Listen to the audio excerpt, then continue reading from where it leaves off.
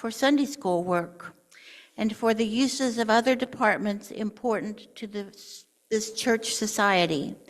No pains have been spared getting the best materials possible for this edifice, and architect Harvey Chatton is to be congratulated for his part in the construction. The building is of a size fitted to the needs of the congregation and will be sufficient for many years to come. The cost of this building was $21,000. I give thanks to the early generation of Unitarians who thought of us 100+ years ago, giving us a place that we continue to be proud of and a sanctuary that is filled with history. You'll notice a marked upgrade in our bulletin this week or this season of church, thanks to both Iris and Marianne, with information that is intended to help us and some of our visitors know how things got to be the way they are, what's behind the art that the windows depict, and why that art in particular. In a minute, Steve will provide some information on who those people were that gave the money to have the windows designed and installed, and what they thought and why they thought it was important. What we think and why we think it changes. The newspaper's tribute to the glories of our basement, for example, don't quite strike us the same way. And the way we look at history changes too. Our understanding of the pacts with the Native Americans no longer rings quite the same as it did.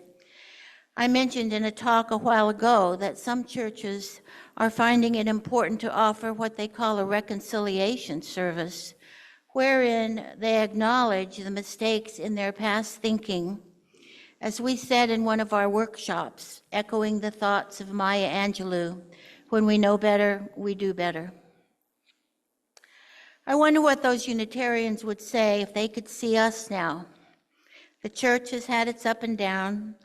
Most recently, we recovered from COVID stronger than ever. A vibrant community who cares for each other, who parties with each other, who grieves together when we lose someone dear. We've got boomers aplenty, and millennials, and Gen X's, and Gen Y's, and Gen Z's, and little children. And I can say for a fact that when I started attending this church in 1992, I never intended or planned to be one of the oldsters. And I sure as shootin' didn't plan to be the minister. But here I am. Steve and I had a 5-year-old daughter when we began to attend. We've seen babies born, seen our kids grow up. Pretty soon, history kind of sneaks up on you. Before you know it, you'll be someone who watched kids grow up, who served on committees and on the board, who pitched in at the plant sales and at the candlelight dinner.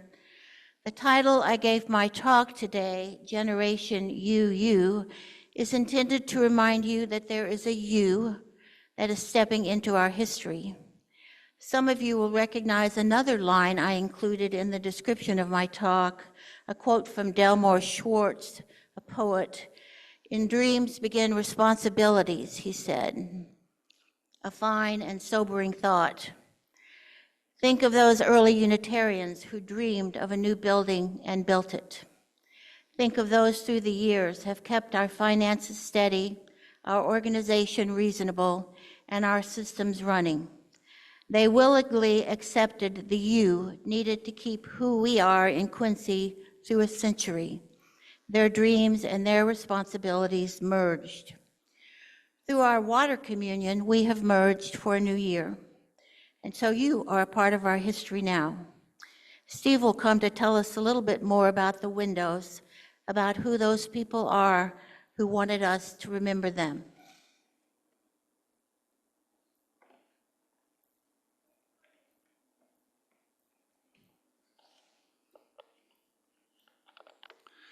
As Sharon mentioned, one of the topics that came up at our reconciliation workshops last year was the church's history as seen through its windows.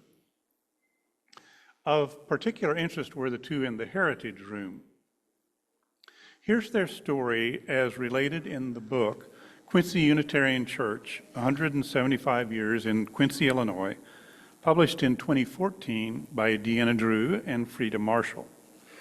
And I'm quoting, "One of the heritage room windows, shows the Pilgrim Fathers signing the compact aboard the Mayflower on November 11, 1620. The beautiful windows in this room are the work of R. Phillips Ward of St. Louis. The Mayflower compact window, dedicated on October 15, 1916, was given by Sarah E. Walton in memory of her parents, Mr. and Mrs. Samuel Jackson, and her husband, Henry P. Walton, for whom Walton Heights was named, an area in northeast Quincy. Dedicated December 24, 1916, the William Penn window shows Penn's treaty with the Delaware Native Americans in November 1682. Mrs. Berrien gave this window in memory of Judge Benjamin Berrien, who contributed Berrien Park and most of South Park to Quincy. So first of all, I think we should be grateful to Deanna and Frida for keeping the history of this church and giving us insight into the lives and stories of its members through the decades. If you haven't read this book, I recommend it highly. You can learn a lot from it.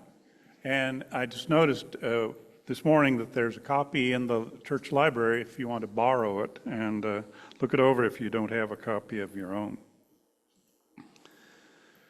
You can learn a lot, for example, after reading that R. Phillips Ward was the artist for the windows. I got curious, and I looked on the next page of the book where the church's budget for these items was listed. The payment for them was to a W.H. Helmerich and Company, followed by a line on the budget specifying that Mr. Ward was not paid for the work. So, from that, I infer that he was probably an employee of the Helmerich Company, performing the work as part of his regular job. But the church wanted to single him out for recognition. But church records only go so far, and sometimes we have to make educated guesses. Take that Mayflower compact window. Now, why do you suppose Mrs. Walton chose that as the subject for her donation? Well, for one thing, both she, her parents, and her late husband were all children of New England, tracing their roots back to colonial days. And I'm sure there was some regional pride involved in commemorating that early document. By the time this window was commissioned and installed, Mrs. Walton would have been in her late 70s. It seems likely that the desire to leave a fitting legacy was strong in her mind, and a window that celebrated an early effort at self-governance with ties to New England would have seemed the perfect choice. I'll have a little more to say about this window in a minute, but first to the other one. I could find very little about Mrs. Berrien, whose first name was Ginevra. But her husband, Benjamin, was someone to reckon with in Quincy history. He was born in New York City and didn't arrive in Quincy until the age of 14, but his roots go as far back as anyone's. His father and uncle had traveled to the area in 1818, and his father, George Washington Berrien, is credited with having identified the location of Quincy as a good place to start a settlement. Benjamin went on to become an alderman, then mayor, then judge, a position he held for 17 years. So, why did his widow choose the scene of William Penn and the treaty? I don't know, but I will throw out a suggestion. The Treaty of Shackamaxon, also known as Penn's Treaty or the Great Treaty, was one of the few treaties between settlers and Native Americans that a progressive white American of the early 20th century could look back upon with pride. The tribe that the Quakers dealt with was the Lenape, then commonly known as Delaware, and their leader was a man named Tamanend. And in the Berrien family history, one of the first things the early settlers had to do when they arrived here was negotiate with the native inhabitants. Perhaps this window, with its depiction of Anglos and natives engaging with each other in mutual respect and trust, was intended to shed some of that rosy glow onto the founding of Quincy by George Berrien, John Wood, and others. Let's ask some broader questions. Where do the Mayflower Compact and the Treaty of Shackamaxon fit into the larger picture of American history? And how does the Unitarian Universalist Church approach that story? If you're of a certain age, you probably learned about the Mayflower Compact in elementary school as part of the hero tales of American history we were introduced to. George Washington, Johnny Appleseed, Betsy Ross, Molly Pitcher, Paul Revere, and so on. Today, historians spend a lot of time pointing out the problems in these myths. The Mayflower Compact was written in the first place because the Mayflower had been blown off course from its intended destination in Virginia. Had it landed in Virginia, the settlers would have been subject to the laws of the colony there. But in New England, things were uncertain. About half the ship consisted of the famous Pilgrims, but the other half were entrepreneurs, servants, and craftsmen who had no allegiance to the Pilgrims and their leadership. The Pilgrims called them strangers. Some of these folks asserted that settling in Massachusetts relieved them of any obligation to the company that had financed their voyage. So, with anarchy threatening, the Pilgrims forged an agreement with the strangers that they would all act toward a common purpose. They reasserted their allegiance to the king and to the Christian religion, and they promised that they would enact laws that would be just and equal and designed for the general good.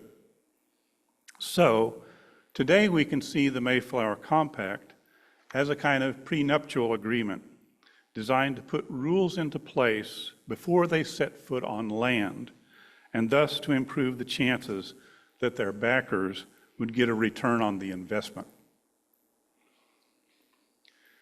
At least there's the text of the Mayflower Compact to look at. Nothing of the sort exists with the Great Treaty. What we know of it comes from later descriptions, most famously one by the French writer Voltaire, and from a famous painting by Benjamin West. And I'll ask Taylor to put that up on the screen so you can kind of compare the West painting with our window. It has been asserted with some evidence that William Penn's sons destroyed the treaty because they intended to renege on it. In any event, the Lenape suffered the same fate as other native nations, first forced out of their land by settlers, and then in the 1860s relocated to Oklahoma, or Indian Territory as it was then known. Whatever the Treaty of Shackamaxon said, its effects were temporary. So what are we to think about these windows? Should we remove them, given what we know now? I hardly think so. The women who donated the money to put them in, the church boards that approved the design and spending, were acting with the same good intentions that you and I have, to do something for the betterment of the church, and they were doing so with the knowledge they possessed at the time. The windows were part of their dreams for the church, and they have passed the responsibility for those dreams down to us.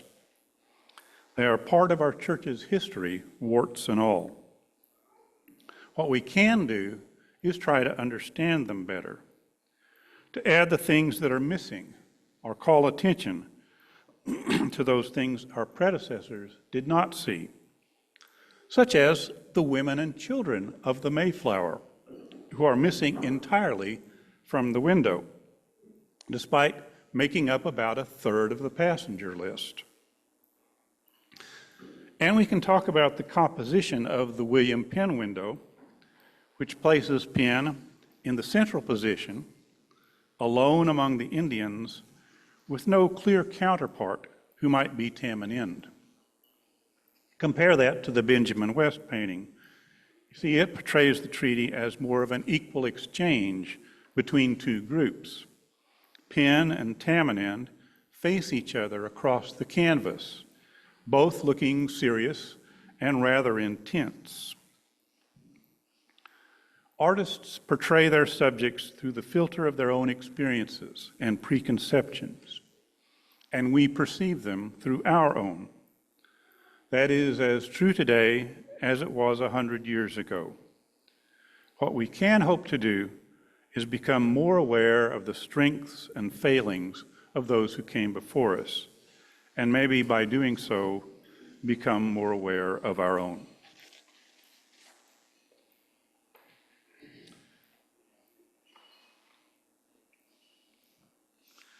Our tradition in this church is to set a time, a short period, for brief comments, so we'll move to that now.